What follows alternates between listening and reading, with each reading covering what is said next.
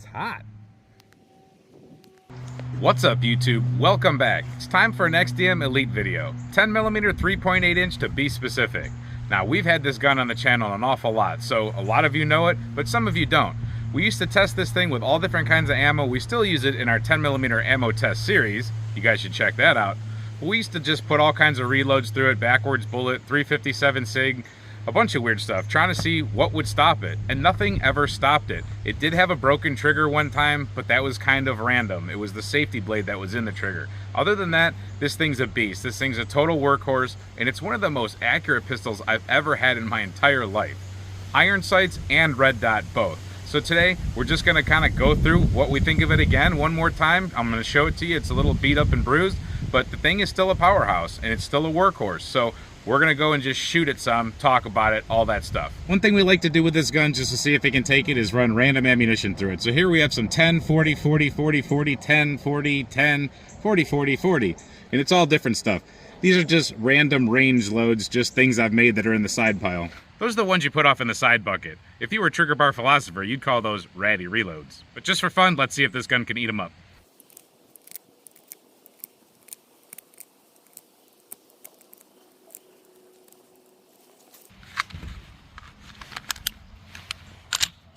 All right, we're about 40 feet off that target. Let's see what happens.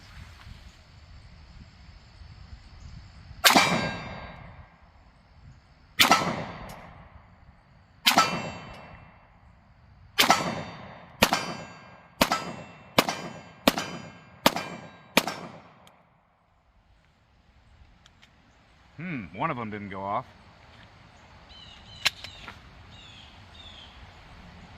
Must have been a ratty reload. And I know I should have left that thing chambered a lot longer. But that was my ratty reload, that was not the gun. Actually, that's a light strike.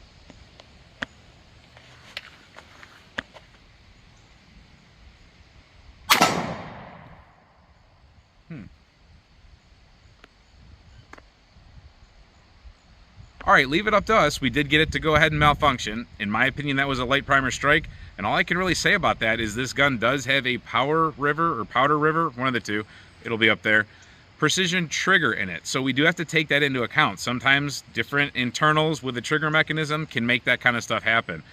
We were bouncing back and forth between different types of ammo, of course, but remember, it did malfunction on the 10mm. And it was a hot round, but that has nothing to do with how it gets struck.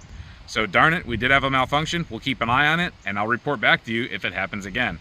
Let's move on with some more shooting. All right, time for some accuracy testing. I want to show you how pinpoint this thing can get, especially with a red dot on it. We're going to be using some of my hand loads. These are 180 grain extreme bullets with number 9 underneath it. I think there are 14 grains. Yeah, there's 14 grains of accurate number 9 underneath this pill. I don't know what velocity that translates to, but let's see how good it gets on paper. All right, we're 20 yards off that B8 target. Let's see what we can do.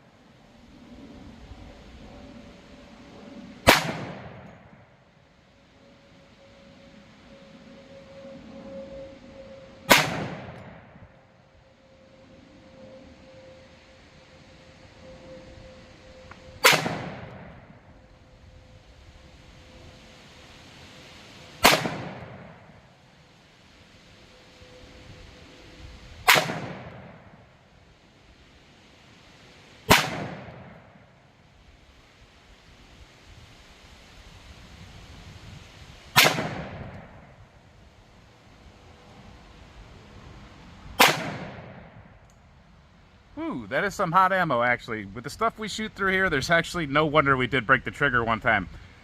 The gun handles recoil well. I feel that in my wrist a little bit, but I definitely feel it through the trigger. Now, this is a metal trigger. It's not a polymer trigger, but you definitely feel it coming through the trigger, and that definitely might have been a problem or a part of why the original trigger blade safety broke.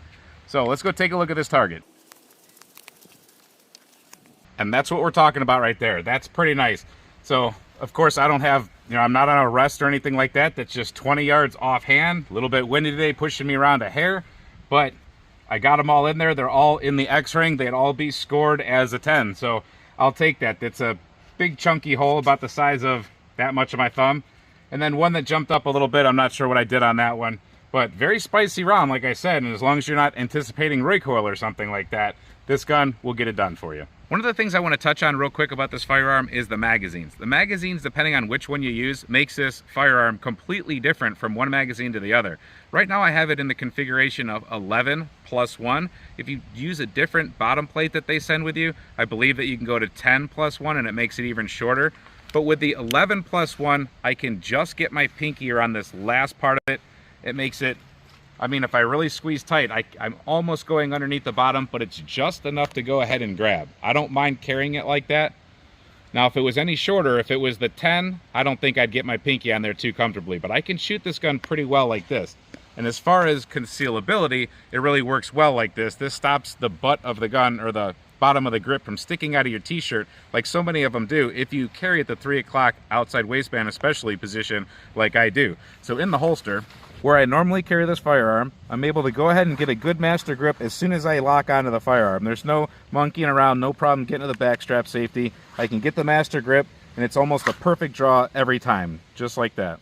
But for other situations, I like to have this extended magazine in here. This gives this gun a 15+1 capacity, and I can still get a good master grip, and I don't have that pinky hanging off the edge. I would have to have a totally monster hand to do that.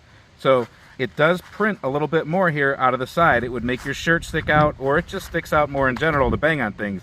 But now we've got 15+1 of some mean capable 10mm. Easy to draw, not a problem. Master grip, hit that backstrap safety every time. I love this. Now, of course, this looks pretty wicked. This makes it look like it's got a really huge extended grip. It's not really that big. My hands aren't that huge, so it hangs out just a little bit. I think a lot of what makes it look so long is because the barrel is so short. Remember, this is a 3.8 inch. They do make this gun in 4.5. I didn't get along with that one so much, but the 3.8 inch barrel is very capable with most ammos as far as velocity, and it doesn't make the gun flip or recoil more. It actually helps with the recoil, in my opinion, with this firearm.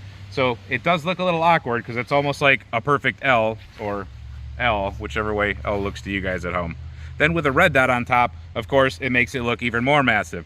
Now, if you go ahead and hang a light off there, which you can, there's a rail, then it looks crazy. I don't put a light on there unless this is like standing duty as the nightstand gun, but it doesn't do that too often. It can, though.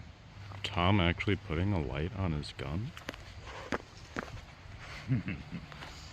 So we're about 20 feet off that target. I'm gonna have camera guy give me an up. I've got the extended magazine in there, or the 15+1. And I'm just gonna put 2 shots, maybe 3 shots on the target, whatever feels right. And we're just gonna see how it goes out of the holster. Whenever you are ready, camera guy, give me an up. Up. Not too bad, and that's me trying to find a red dot. If you guys know what you're doing with red dots, you'll probably realize real quick that I don't. All right, give me another up whenever you're ready, camera guy. Up. Whoop, can't find the red dot. Couldn't find the red dot worth a crap, but got some good hits on target. Let's take a look at that real quick. A couple less than perfect shots, but for the most part, they all got in there right where they needed to be. Now, I did back the ammo down a little bit. This is more of the tight group I think I have in here, probably 5.5 grains of tight group with a 180 grain pill. So it's not like the accurate stuff we were shooting, but still able to get on target really nice. That's what I like about this gun. It's super accurate. If you just take 1 extra second, due to it being 10mm or whatever, but take 1 extra second, confirm your sights, and you'll get your hits. So just having fun here. Camera guy's gonna give me an up. I'm gonna step off and then engage the target. Up.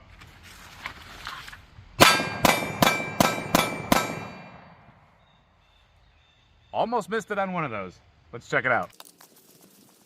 I got a little hyper and did some collarbone surgery, but for the most part, the rest of them got in there somewhat smooth. And we still haven't had to reload. Camera guy, give me an up. Up.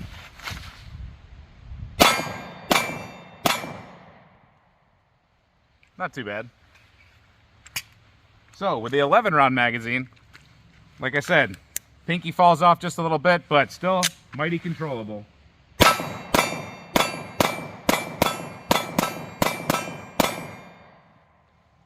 Take a look at that. So all of my shooting fundamentals are going to crap, and I'm starting to pull low left. I got the one in the collarbone, but not too bad for 2 magazines.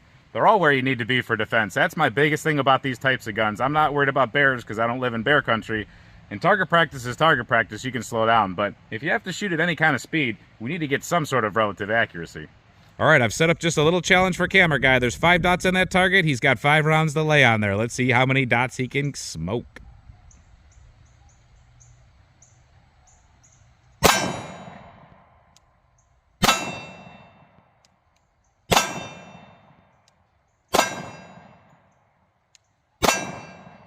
All right, let's take a look. All right, I'm going to have to give him anything that touches because that's how the rules of the bullseyes work. So this one touched. He got it, touched, got it, touched, got it, touched, got it. And then he definitely got that one. So he got a definite and then he got a bunch of touchers. So they all count. So there you go. Thousands of rounds later, we did coax one malfunction out of her today. Could have been the ammo. I'm not going to hold that against the gun at this very moment. I'm going to wait and see if we have more. If we have more, I'll report it back to you and we'll investigate it. But my overall re-review of this gun, I love this gun. Now, this sample itself is not the best sample anymore. It has been abused pretty much. I do want to get a brand new one that doesn't have any modifications and not all those rounds through it. And I'm going to keep it iron sighted. And that'll be another kind of gun to review and see how it goes from the very beginning, see how it handles all the different ammo. But overall, I love the gun enough to get another one. It's a very accurate, very concealable, high firepower right here. I love this gun. Springfield doesn't pay me for this. We are a no-shield channel, but I'll tell you right now, I've loved this gun for a long time, and every time I hear you guys talk about it like in the comments and this and that, or you guys send me emails, out of every 100 of you that have this gun, 99 of you like it, and that's pretty good.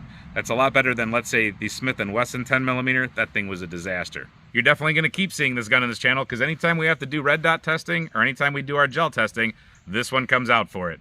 Hope you enjoy what we do here at The Turkey's Opinion. Go ahead and click subscribe if you haven't already done so you don't miss any cool testing. Thank you for watching this video, and until we see you at the next one, stay safe, have fun, and keep shooting. Definitely your 10mm.